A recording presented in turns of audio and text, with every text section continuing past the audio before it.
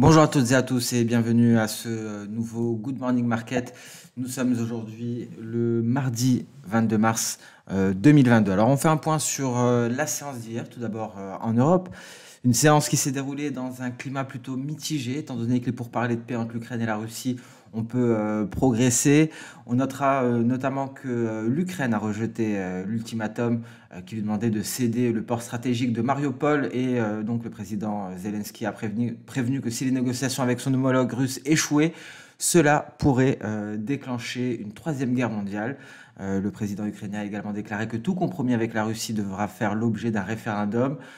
Sur le front des données à présent en Europe, on a pris connaissance des prix à la production en Allemagne qui ont augmenté moins que prévu en février et ont ralenti à 1,4%.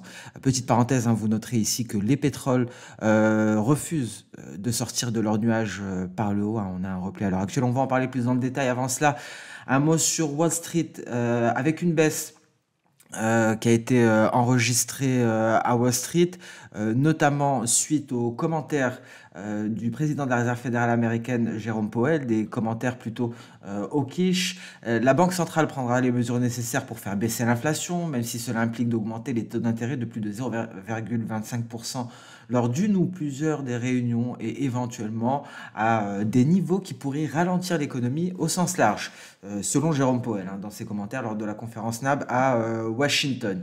Donc voilà pour la Réserve fédérale américaine. Donc concrètement, elle prévoit des hausses de taux à chacune des 6 réunions restantes de cette année. Le taux des fonds fédéraux devrait atteindre 1,9% d'ici la fin de l'année.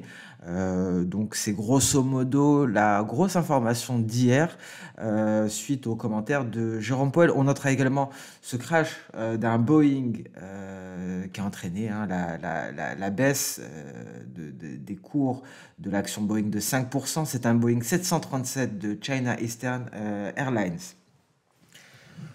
On notera également concernant l'Ukraine que le président Zelensky a déclaré qu'il était prêt à ne pas demander l'adhésion de l'Ukraine à l'OTAN en échange d'un cessez-le-feu et que d'un autre côté, les États-Unis, encore une fois, mettent en garde contre la possibilité d'opérations sous faux drapeau en Ukraine avec utilisation d'armes chimiques. Donc à présent un mot sur le compartiment des matières premières. On notera qu'il y a eu des hausses hein, sur le compartiment des matières premières suite aux turbulences géopolitiques qui perdurent. Le pétrole a poursuivi sa remontée. On est en repli à l'heure actuelle. On s'est tout de même hissé ici pour le Brent au-dessus des 110 dollars le baril, étant donné que les ministres européens envisagent un embargo sur les importations d'énergie russe. Donc le Wall Street Journal est venu confirmer ces propos. On notera également qu'il y a des signes positifs concernant l'accord nucléaire avec l'Iran cela pourrait exercer une certaine pression baissière sur les pétroles parce que qui dit accord avec l'Iran dit hausse de l'offre de pétrole parce que ce serait un retour du pétrole brut iranien sur le marché pétrolier. Et il y a également une hausse du nombre de cas de Covid en Chine, ce qui pourrait freiner la demande de pétrole en Asie. Et ça a donc un effet haussier sur les cours du pétrole. Donc il y a beaucoup de paramètres sur les cours du pétrole qui agissent sur les prix du pétrole à l'heure actuelle. Alors lequel de ces paramètres va prendre le dessus? Concrètement, s'il y a un embargo de l'UE sur le pétrole russe, hein, autant vous dire que ce sera le facteur, le catalyseur haussier pour le pétrole. Et même s'il y a un retour du pétrole iranien, ça va créer un léger repli très rapidement avant de reprendre la dynamique haussière. Et on a ces cas de Covid qui exercent une pression baissière sur les cours du pétrole parce que cela implique une baisse de la demande. Donc voilà pour le marché pétrolier très brièvement. On passe sans plus tarder sur la partie technique, sur la partie graphique. On commence par le DAX. Donc pas de grand changement par rapport à hier. Hein. On est toujours sous des résistances, que ce soit en Europe ou à Wall Street. Hein. Vous voyez le DAX, on avait cette figure en épaule-tête-épaule, cassure de la ligne de coup. Et d'ailleurs, je m'en rends compte en ce moment même, on pourra avoir une figure en épaule-tête-épaule plus large ici en cours de formation. Donc on avait pris en considération cette figure-là. Et finalement, on pourrait l'éteindre ici. Je viens de m'en rendre compte, hein, je ne l'ai pas vu ce matin. Et donc ça changerait absolument tout parce que l'objectif théorique serait beaucoup plus éloigné, étant donné que la figure serait plus large. Alors pour que ce soit plus clair, je vais retirer quelques éléments. Donc voyez ici, cela pourrait être éventuellement une épaule gauche. Ici, on pourrait avoir une épaule droite, pas très belle certes, mais ça pourrait être une figure définitive, hein, d'épaule tête-épaule inversée. Et dans ce cas-là, l'objectif théorique, hein, on repart, je pense, sur les sommets, hein. Voilà, on repart très précisément, et ça c'est très intéressant, sur les records historiques. C'est très précis. Et je viens de m'en rendre compte, je ne l'avais pas vu ce matin. Donc c'est assez intéressant, les perspectives sont haussières ici pour le DAX, même si on prend en considération la figure en épaule tête-épaule inversée que l'on a envisagé précédemment avec une ligne de coup à 14 023 points. Alors dans ce cas-là, on aurait du coup une ligne de coup à 14 473 points. Alors c'est un scénario qui pourrait se réaliser effectivement si on assistait à la fin de la guerre très prochainement. On peut assez facilement imaginer un DAX de retour sur ses records historiques face à un tel scénario. En tout cas, c'est très intéressant de le noter, hein, le chartisme nous donne très souvent une idée de ce qui pourrait éventuellement arriver, hein. Souvenez-vous, en données journalières, on avait parlé de ce biseau d'élargissement, on avait parlé d'une perte de contrôle du marché, un biseau d'élargissement qu'on avait vu avant la propagation du Covid. Et ici, ça nous avait déjà mis la puce à l'oreille au début de l'année 2020, lorsque l'on avait vu la formation de ce broadening pattern, on avait évoquer une éventuelle perte de contrôle du marché, c'est ce qui est arrivé. Et lorsqu'on a vu la même chose précédemment, on a encore une fois évoqué une perte de contrôle de marché. C'est ce qui est arrivé, hein. Donc un repli de plus de 18%. Si ça, ce n'est pas une perte de contrôle de marché, hein, je me demande ce qui pourrait l'être. Donc en tout cas, c'est très intéressant de voir ici qu'on pourra avoir une figure en épaule tête-épaule inversée beaucoup plus large, avec un objectif théorique beaucoup plus éloigné qui nous ramènerait vers les records historiques. Ça pourrait donc se concrétiser en cas de paix, en cas de fin de la guerre entre la Russie et l'Ukraine. Donc voilà pour cette parenthèse, c'est très intéressant, je l'ai remarqué en direct avec vous. On passe à présent sur les marchés américains. On ne bouge pas, hein, pour le moment, on est aux alentours des 14 400 points. On a ce gros nuage ici qu'il faudra franchir. Donc on reste tout de même prudent sur le S&P 500, même si on part de plus belle, hein, à l'heure actuelle. Il faudra réussir à se hisser au-dessus des 14 400 pour espérer les 14 836, hein, on l'a déjà dit hier. S&P 500, pareil, hein, on n'est pas allé plus loin, plus haut. On a les 4 500 points, une forte résistance, un seuil psychologique. Il faudra s'en affranchir pour espérer éventuellement aller se hisser au-dessus des 4 600 points. En données H4, ça ne nous donne pas plus d'informations. Le Dow Jones, c'est pareil, on a toujours cette résistance. C'est exactement le même topo qu'hier.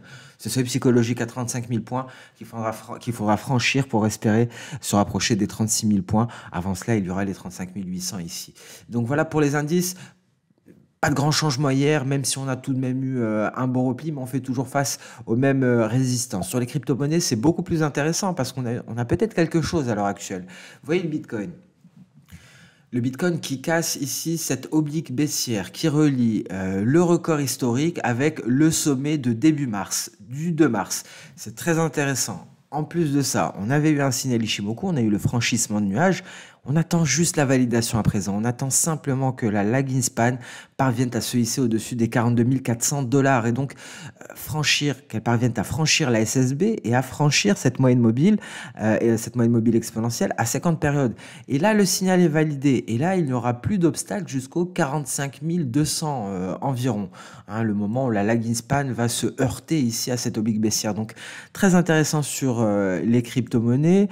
En tout cas, ce qu'il faut garder en tête, c'est que s'il y a cassure de ce niveau-là, les chances seront très élevées, hein, de voir un Bitcoin aller chercher les 50 000 $ enfin. Ça fait depuis décembre 2021 qu'on n'a pas connu de tel niveau. En données H1, pas grand-chose, hein. passe directement sur l'Ether. Alors l'Ether a déjà franchi une oblique baissière. On pourrait avoir une grosse résistance aux alentours des 3100 $. C'est la projection V de Soda hein, de cette vague haussière qui a commencé au test de l'oblique baissière aux alentours des 2500 $. Donc ici également très intéressant. Signal Ishimoku d'achat en cours. On est bien loin de la validation. Pour une validation, il faudrait être au-dessus des 3150 $. Mais en tout cas, très intéressant ce qui se passe à l'heure actuelle sur le marché des crypto-monnaies. En données H4, ça ne nous donne pas plus d'informations, hein, à part qu'on peut essayer de s'amuser ici avec des projections d'Osoda. À vue d'œil, on a une projection V et on a les 3130 $ ici. La projection est différente car elle ne se base pas sur le même creux, il me semble. Ici, on avait le creux du 14 mars. Ah, si, ça se base sur... Ouais, alors c'est le manque hein, de précision ici. Voilà, on a à peu près le même niveau. Donc, une grosse résistance à rencontrer à ce niveau-là, mais ça reste très intéressant sur le marché des crypto-monnaies. On passe à présent sur le marché des matières premières. On va parler du gold. Souvenez-vous, on avait parlé de ce nuage en données H4 qui nous mettait la puce à l'oreille quant à cette éventuelle prochaine dynamique haussière qui serait compliquée. Alors, ça se confirme. On est allé chercher les 1940 $ l'once, on repart à 1928, mais c'est beaucoup plus clair en données H4. On avait ce gros nuage qu'on a abordé hier et vous voyez, hein, le gold semble effrayé à l'idée de s'attaquer à ce niveau-là. Si on parvient à l'intégrer, c'est retour aux 2000 $ l'once, hein, parce qu'on a une projection de Soda ici. Vous voyez, c'est une projection E, je vais en afficher le rayon, mais pour le moment, on refuse d'intégrer le nuage. Le pétrole WTI marque une pause, il est de retour sur sa Kijun, on l'a vu, il y a plusieurs facteurs fondamentaux, il y a le Covid en Chine qui menace de faire baisser la demande de pétrole dans cette région, il y a le retour, et donc c'est baissier pour le pétrole, il y a le retour, l'éventuel retour du pétrole iranien sur le marché, c'est baissier pour le pétrole, mais il y a cet embargo de l'Union européenne sur le pétrole russe, et ça c'est très très haussier pour le pétrole. On a parlé de Saudi Aramco qui va augmenter sa capacité de production et augmente ses investissements de 50% pour ce faire. Attention parce qu'il y a tout de même des attaques sur ces installations pétrolières, des attaques à la roquette et donc on pourrait avoir éventuellement des dégâts si ces attaques se poursuivent. Ce ne sont que des hypothèses bien entendu et là ce serait un autre facteur haussier et ça ne pardonnerait pas. Donc le pétrole, je pense, moi j'ai un biais très haussier hein, sur le pétrole honnêtement. Pour les prochains mois. Ça pourrait se confirmer en cas d'embargo. Certes, une fin de la guerre apaiserait grandement les tensions et permettrait éventuellement un retour sous les 100 $ le baril. Et ça concrétiserait le scénario du DAX d'une épaule tête épaule inversée avec un retour sur les records historiques. Mais on n'y est pas pour le moment. Les fondamentaux sont très haussiers pour le pétrole. Si la configuration change, bien entendu, on va en parler en Good Morning Market hein, et au cours et lors des articles publiés en actualité. Donc voilà pour le pétrole. Rien de nouveau sur le gaz naturel. Le blé ici, on invalide un éventuel signal Ishimoku. Hein, vous voyez, on était en train de sortir du nuage. On avait tout de même une belle marge de manœuvre pour la lagging span avant d'arriver à la Kijun, mais on lâche un peu du lest sur le blé. Attention parce qu'une reprise à 1130 est probable. C'est le moment où la lagging span va rencontrer ses obstacles et je verrai bien la lagging span rebondir ici pour aller valider le signal en franchissant la Kijun à ce niveau-là. Donc on va suivre de très près ce comportement des prix du blé parce que effectivement si on a un signal validé à ce niveau-là, c'est au minimum retour au 1230, hein, au minimum sur le retracement de Fibonacci à 61,8% de cette baisse qui a été amorcée le 8 mars. On est en données H4, hein, je vous le rappelle. Vous voyez la configuration en données journalières, c'est beaucoup moins clair en données journalières. Donc j'ai une petite préférence sur le blé pour les données H4 pour décrypter les cours. Voilà pour le blé, on passe à présent sur le dollar américain, sur le marché d'échange, pardon. Alors, un biais vert qui a gagné du terrain et donc ça a entraîné l'euro-dollar à la baisse. En revanche, en données H4, on le voit ici, on a eu un signal Ishimoku d'achat, mais ça c'est très intéressant. Pourquoi je m'intéresse toujours dans un premier temps au cours qui nous donne un signal et ensuite je vais à la lag in span parce que c'est la lag in span qui a le dernier mot. Et vous voyez, son dernier mot était non. Non, il n'y aura pas de validation de signal. Elle s'est repliée au contact de ces obstacles-là et donc baisse considérable du biais vert qui est en pullback sur son nuage. Alors, est-ce qu'elle va revenir avec plus de force ici pour franchir ces obstacles-là et permettre au biais vert d'aller chercher ses récents sommets? À suivre, en tout cas, vous voyez, hein, la lag in span a réellement le dernier mot. C'est pour ça qu'une analyse Ishimoku se fait en 2 temps, voire 3 temps.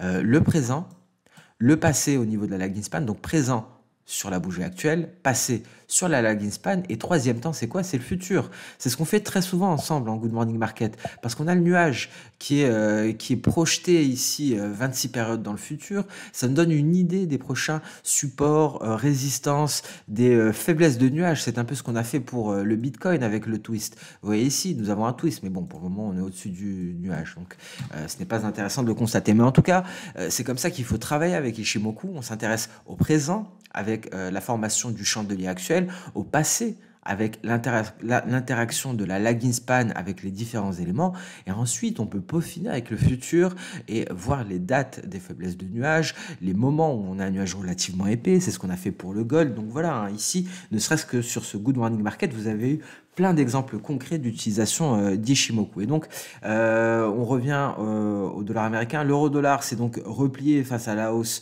du billet vert. On est en train d'essayer de repasser au-dessus des 110 grâce au repli du billet vert, un billet vert qui pourrait retrouver sa vigueur, donc une baisse qui pourrait s'approfondir pour l'euro-dollar pour aller chercher les 1,09. Et sur ce, on met un terme à ce nouveau Good Morning Market. Merci à toutes et à tous pour votre confiance, pour votre fidélité. On se donne rendez-vous dès demain pour faire un point ensemble lors du prochain Good Morning Market. Au revoir.